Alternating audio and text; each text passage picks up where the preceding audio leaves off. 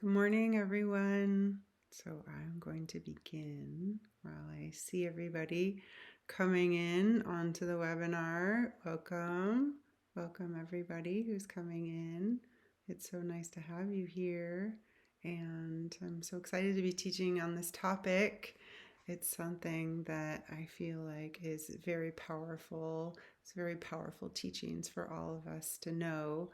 And these teachings that I'm bringing to these webinars are something that I didn't grow up with. I didn't know about all this information. I didn't know about these teachings. And I know a lot of people that I interact with don't have this information either. And when they do, they find it so valuable that they can really move in their world and just live more fully and have the lives that they desire for themselves and with their family and their friends. And so I just feel so passionate about these teachings. So welcome, welcome. It's really wonderful to have everyone. As we're getting started, I have a couple announcements to make, and the first one is that we are not going to be having a webinar next week. So I am going to be out of town. I'm going to be going to a wonderful event, an ecstatic dance experience that I go to every summer, and it's just a really wonderful time of a lot of movement, a lot of fun, a lot of connection with fellow like-minded people, and I get to connect with my love partner, and I'm just really excited to be going and getting more in touch with my authentic self as I move into that place. So we will not be having a webinar next week, and for those of you that would like to watch this teaching again, it's going to be recorded and we're going to put it up on my YouTube channel so you can view it there. You can share with anybody you might find this information valuable. It's going to all be recorded and it's all going to be there, so you can go there and check it out. So welcome, everyone. So what we're doing today is that we are going to take a deep dive into the first level of the 4 levels of dependency. So the 4 stages of dependency. And so last week we did an introduction where I went through all the 4 levels and I explained what all 4 levels are briefly and how you move from one level to the next level. And this week we're going to start with the very first level, and I'm going to go a little bit deeper into the information. We're going to have 30 minutes. And then we're going to hop over to an open Zoom where we can have an open conversation and a Q&A and talk about that there. So it's going to be really exciting and really wonderful. And I hope I can answer as many of your questions as possible. And I just feel so grateful to have these teachings and also to be able to share with others, because I know it's been really valuable for my life and I'm excited to share with others. So we have about 25 minutes here. We're going to go through the teachings together. So for the level 1 for codependence, this is the beginning stage. This is level 1. This is going to be the heaviest of all the stages. So just think of it almost as like the ground level. It's the ground level that we start at. So everybody starts in a codependent stage because you start in utero, right? In your mother's womb. And so you're certainly not in an independent stage there or interdependent or any of the other 3. You're going to be in a codependent. So you are, definitely dependent upon your mother for survival. So we all start in a codependent stage. What we want to do is we want to be moving up to the different levels. We want to be moving up. And so that's where things get tricky. So when we're not moving up, we want to be looking at these different areas and just understanding what is codependency. And so when we understand more about codependency, that can help us. So it's the knowledge is really freedom. So we want to just remember, just to be gentle with ourselves in these processes and understanding these teachings, because it takes time to really embody this material and understanding, where we are in our world, where others are, where do these teachings fit in our world. And if you're not already working with a transformational life coach, if you resonate with myself, or I can certainly direct you to somebody else that you maybe would resonate with, do reach out to me or someone else and get the support that you need, because it's just so important. We are not meant to do this alone. We are always meant to be in community and having a tribe of support around us. So do get that done for yourself. It's so valuable and you're worth it.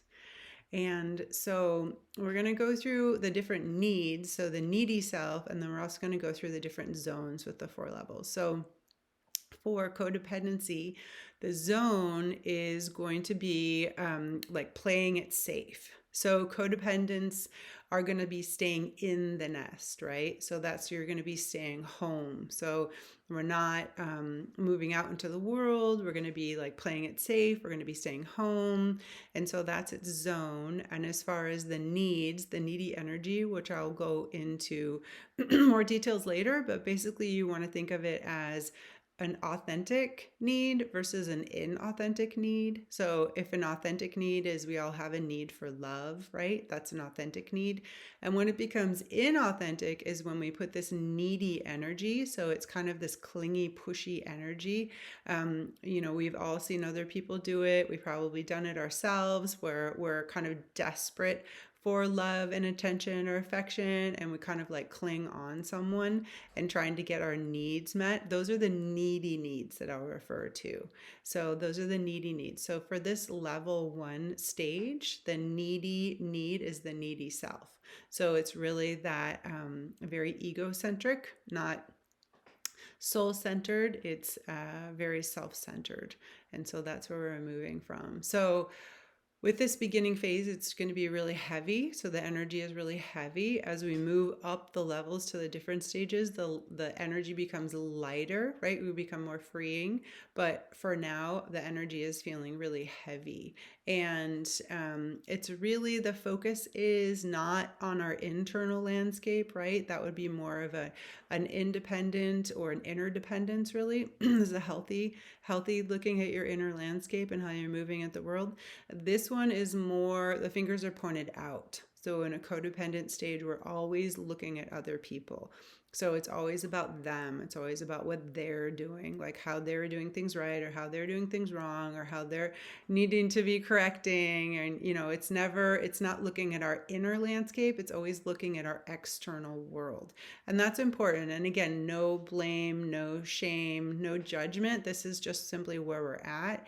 And once we can learn to support ourselves and validate where we're at, that's how we can begin to move up to the next level. So it's important just to really be gentle with ourselves in these processes and not judge or push ourselves or think we should be somewhere that we're not. We're just really learning about this material and these teachings. So what can happen when we are in the needy self in this level, this first level, is that we're really looking outside of ourselves, and we're saying things like, I need you, I need to do something for me in order for me to feel this way. So we're looking at others like, I need you to do this in order for me to feel like this.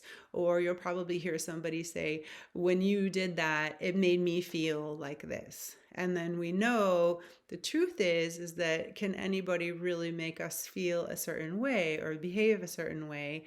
Does anybody really, really have control over us? And the answer is, the truth is no. Nobody ultimately really has control over us.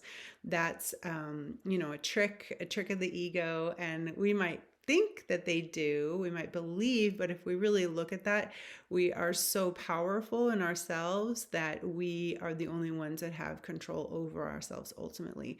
And so what helps me try to understand this codependent stage is that I just think of sovereignty. So I go back to sovereign, like really understanding the concept of what is sovereignty. You think of like a sovereign nation.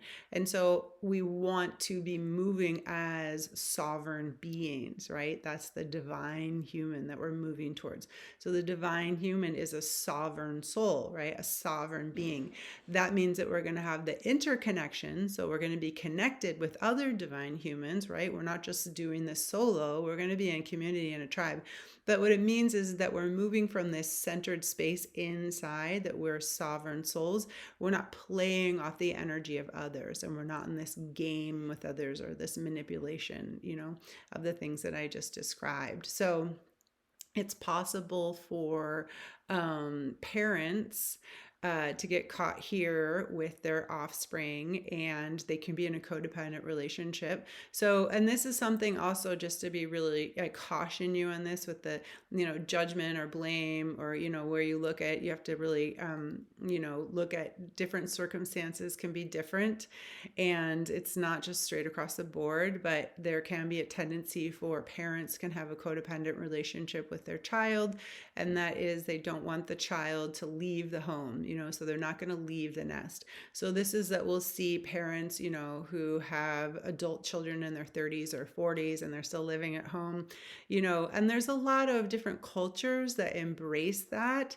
And so just because you're living at home doesn't mean that you have a codependent relationship. But in our culture, like the culture that I'm in and probably you all are in that are coming on this webinar, it tends to be. So there tends to be, and there's other signs and symptoms, obviously, of the codependency. But that's one of the ways to think about it and look at it, is that like that failure to launch. So a child, an adult child that's still living at home, and has this kind of attachment to their parent, this codependency, and the parent to the child, this kind of attachment.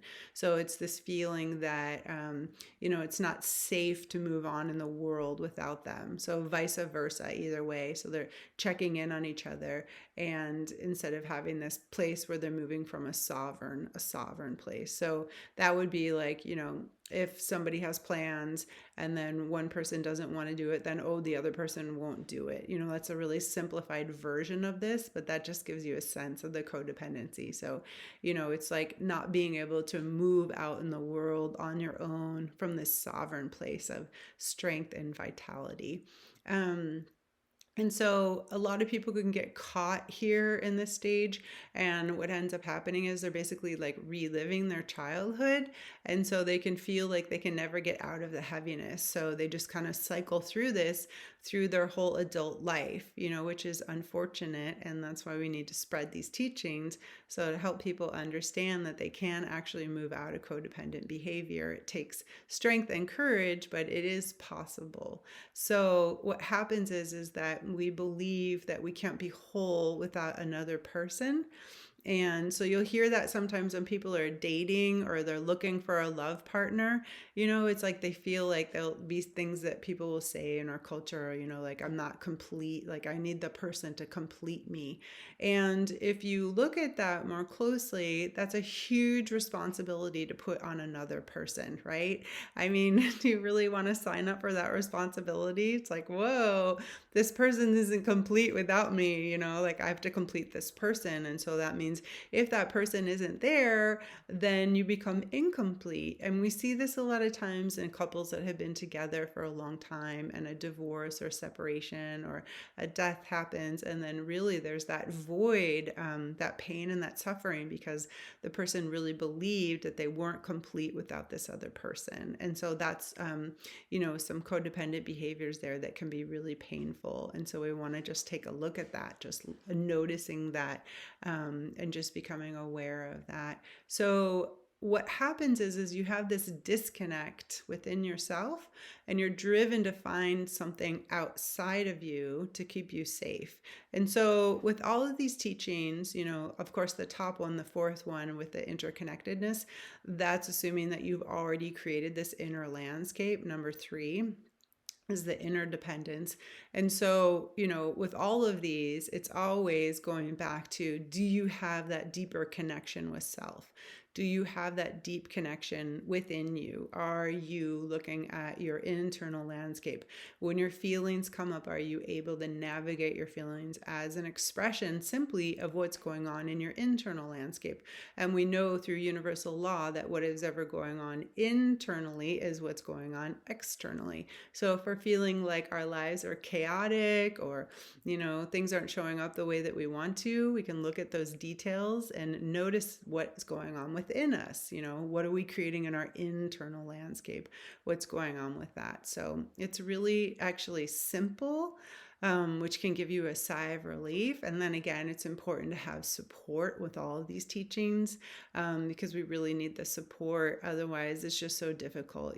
I mean, moving, like, you think of all the years that you've been establishing a lot of these habits, and beliefs. And so to just all of a sudden expect that you're going to unravel decades of doing things a certain way, you really need to have support. You need to be in a program. You need to have immerse yourself in these teachings and this material to really make forward movement.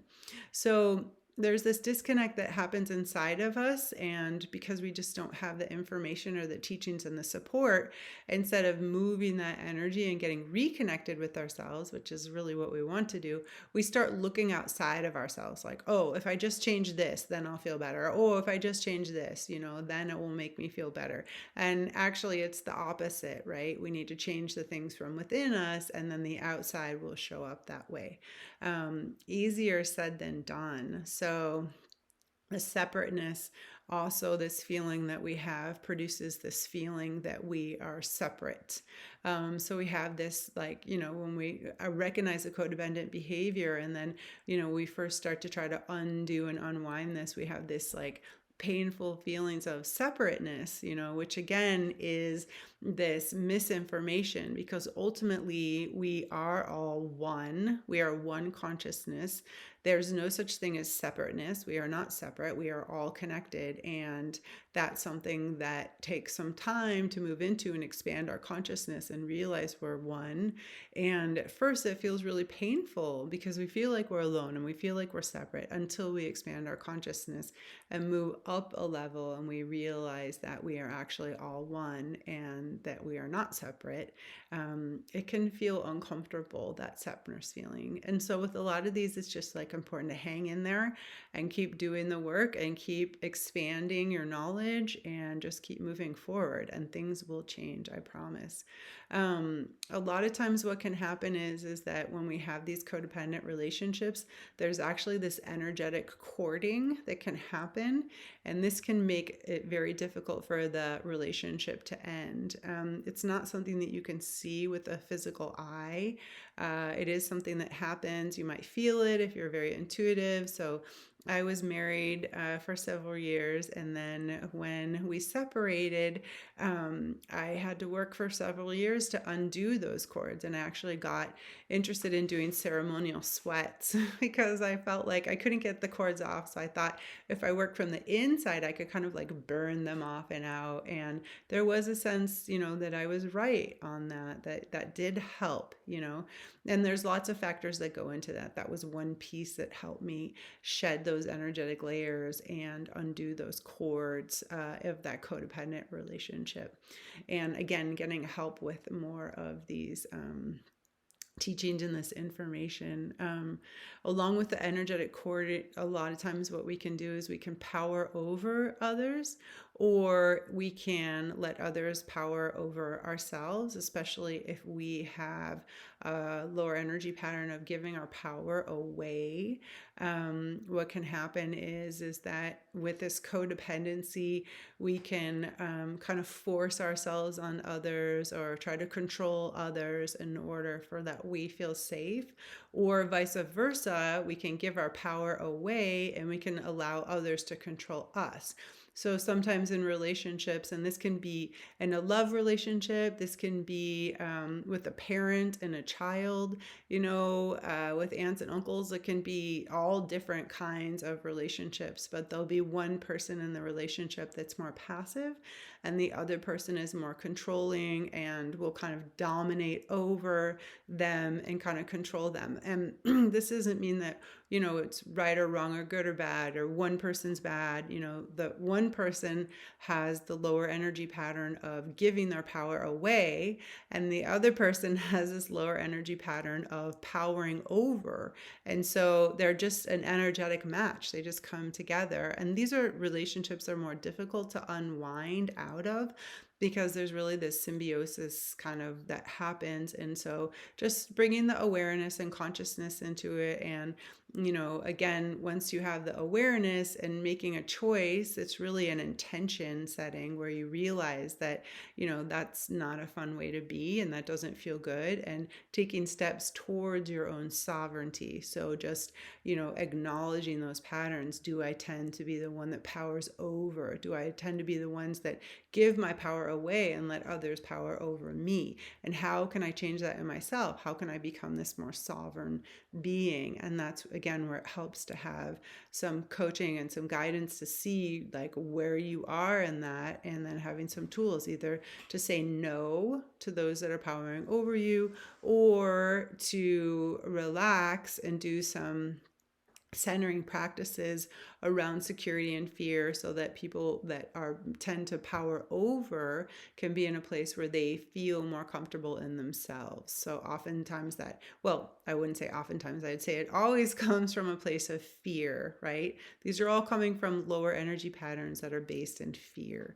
So we want to just get support on that and understand these teachings and move forward where we can. So powering over each other, powering over others and letting others power over us, giving our power away. That's something that we see all over, right? It's like, it's just everywhere. It's rampant. And a lot of this comes from fear of being alone. So it's all going to come down to fear, right? All of these are going to come down to fear and having to navigate our fear. Again, going back to our sovereign selves and feeling safe within ourselves. A lot of people have this fear of being alone. This is also more for women than men. It tends to be in our society, and that, women will have this fear of being alone. And it's just because we feel validated. We feel validated, and there's this fear, this insecurity, fear of being secure. And a lot of times these are just completely unconscious. Like, we don't know that we have those unless we have somebody to guide us and point them out to us, where our unconsciousness is, and just bring some light there. So bring some consciousness into that situation so we can see that. Because ultimately, is anything ever secure? No. We have to get to a place that we can understand that and understand why we are here in this three-dimensional reality, to experience what we're here to experience and learn our lessons. And change is really the only constant. So there's no such thing as finding security in our external world, because everything can always change. It's impossible to keep anything stagnant, and not stagnant, but, well, we don't want it to be stagnant, but it can become stagnant. But we can't keep anything the same, right? We can't like hold on and cling on to things. Ultimately, the only way to find safety and security is within ourselves, to find that within ourselves. And I know when I say that, it sounds cliche, right? I feel like that people say that a lot, and it's like, well, how are you supposed to find that, and that's the life lessons, right? That's like all these yogis and ascended masters, and they spend their whole lifetime learning how to do these things. And so this is not easy, that it's why we're here, and it's definitely important to take those steps, and you will become a fuller human along the way. You will definitely have a fuller sense of your life, and your life will become more beautiful and more fulfilling when you take these steps to acknowledge. these things that are going on. And so, a lot of times you'll see with this loneliness is that you'll see the people will go from one relationship to the next. I've had a couple clients and patients that have done this, and again, no right or wrong or good or bad. It's just their path. So you'll see somebody will be in a relationship for 20 years, and then just a couple months later, they'll find a new person, and they're going to end up, just because of the energetics haven't shifted, they're still the same person. They're going to attract the same person. And what's exciting is that I feel like this information is getting more out into communities, and I hear people talking about these topics more and more. So it is coming out. People are learning about that, but still, it's when you see people doing that, it's really their choice and it's their life path, and that's part of their experience and what they're experiencing. But you can experience it differently. So if you're in a relationship and you end a relationship, it's possible for you to evolve yourself. And then what happens is you raise your vibration and you will have a match for your new person that will come in, will meet you at a higher energetic level. And you'll be learning new lessons, that will feel better than just going over the same lessons again and again and again. So that's something to consider, and sharing, knowing yourself and sharing with others. The simpler life becomes as we move up in these levels, the less afraid we are. We just really want to be understanding this fear that we have, that we all have, and really acknowledging and working towards resolving our fear.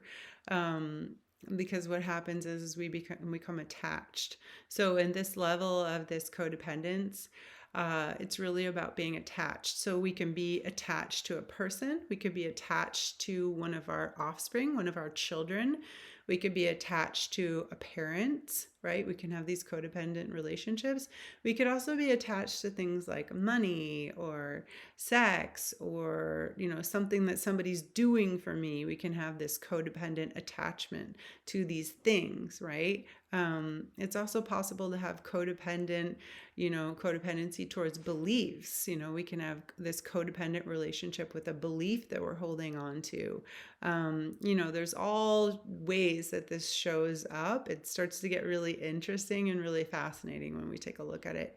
So we become attached. That's the codependent behavior. And then we become clingy, the attachment, because we don't feel the connection. So when we're truly feeling connected within ourselves, there's more freedom to be ourselves without those expectations.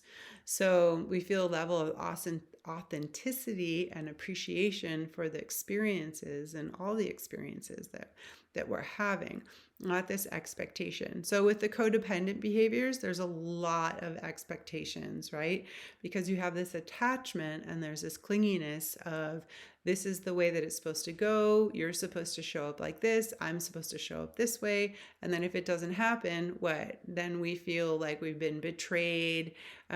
We feel a sense of loss, a sense of abandonment. We might be feeling angry or frustrated or sad, all these different feelings that come in because we have these expectations that things are supposed to go this way. So one of the things that helps me, I have this quote on my bedside table, and it says, change your expectations for appreciations, and sometimes, I just want to take that piece of paper and rip it out and throw it on the floor and be like, no, no, no, because it is so challenging.